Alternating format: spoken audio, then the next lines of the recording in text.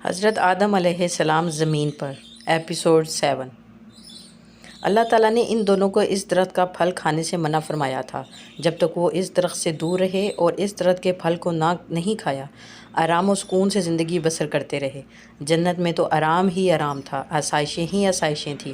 بھوک کیا چیز ہے، پیاس کسے کہتے ہیں، سردی کیا ہوتی ہے، گرمی کسے کہتے ہیں، ڈر کیا ہوتا ہے، غصہ کسے کہتے ہیں، شرمندگی کس چیز کا نام ہے۔ لیکن جو ہی انہوں نے اس درخت کا پھل کھایا، جنتی لباس ان کے جسموں سے اتر گیا۔ دونوں سخت پشیمان ہوئے اور جنت کے پتوں سے اپنا جسم ڈھانپنے لگے۔ اس پر اللہ تعالیٰ نے ان سے فرمایا، کیا میں نے تم دونوں کو اس درخت سے نہ روکا تھا اور یہ نہ کہا تھا کہ شیطان تم دونوں کا کھلا دشمن ہے؟ دونوں نے اللہ تعالیٰ کے حضور گڑ گڑاتے ہوئے عاجزی و انکساری سے عرض کیا، اے ہمارے رب، ہم نے اپنی جانوں پر ظلم کیا، گر تو نے ہم معاف نہ کیا تو واقعی ہم نقصان اٹھائے جانے والوں میں سے ہیں۔ اللہ تعالیٰ نے ان کو جنت سے نیچے اترنے کا حکم دیا۔ قرآن کریم کے یہ الفاظ ہیں، ہم نے حکم دیا کہ اتر جاؤ اس جنت سے سب کے سب، پھر اگر آئے تمہارے سب پاس میری طرف سے پیغام ہدایت، تو جس نے پیروی کی، میری ہدایت کی، انہیں نہ تو کوئی خوف ہوگا اور نہ وہ غمگین ہوں گے۔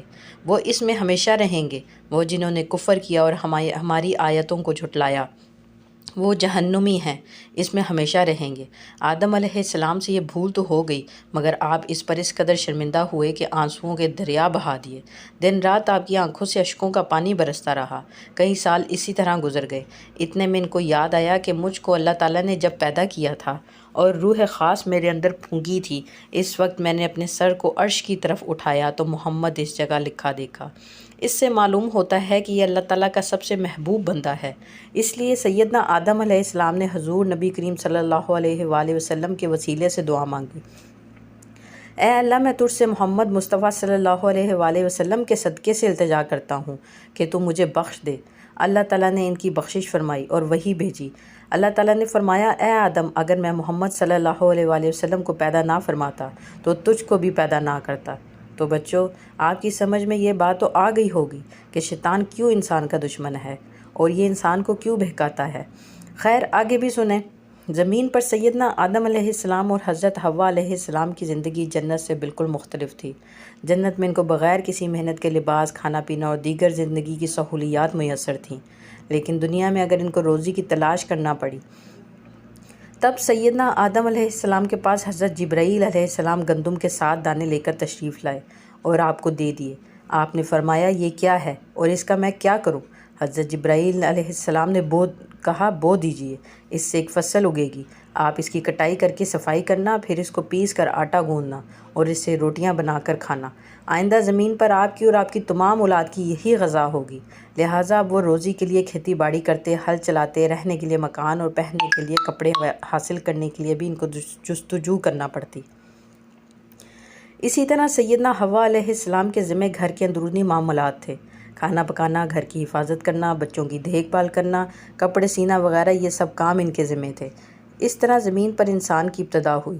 اس کے بعد آدم علیہ السلام اپنی اولاد کو اللہ تعالیٰ کی عبادت کا درس دیتے اور انہیں بتاتے کہ عبادت کے لائق صرف اللہ تعالیٰ کی ذات ہے، اور انہیں اس بات سے بھی آگاہ کرتے کہ شیطان اور اس کے وسوسوں سے ہمیشہ خبردار رہنا، یہ انسان کو پھسلا اور بہکا دیتا ہے، اس لیے کہ اس کی وجہ سے انہیں جنت سے نکلنا پڑا تھا۔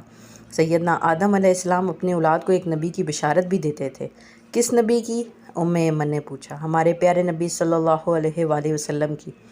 جب اللہ تعالیٰ نے عرش پر پہلی محفل میلاد رکھی تھی تو انبیاء کرام علیہ السلام سے جو عہد لیا تھا یاد آیا؟ ہاں بچوں، تو سیدنا آدم علیہ السلام حضور صلی اللہ علیہ وآلہ وسلم کی بشارت بھی دیتے تھے کہ وہ اس دنیا میں تشریف لائیں گے، ان پر ضرور ضرور ایمان لانا اور ضرور ضرور ان کی عبادت کا حکم دیا، یہاں تک کہ سیدنا آدم علیہ السلام کی عمر 1000 برس ہو گئی۔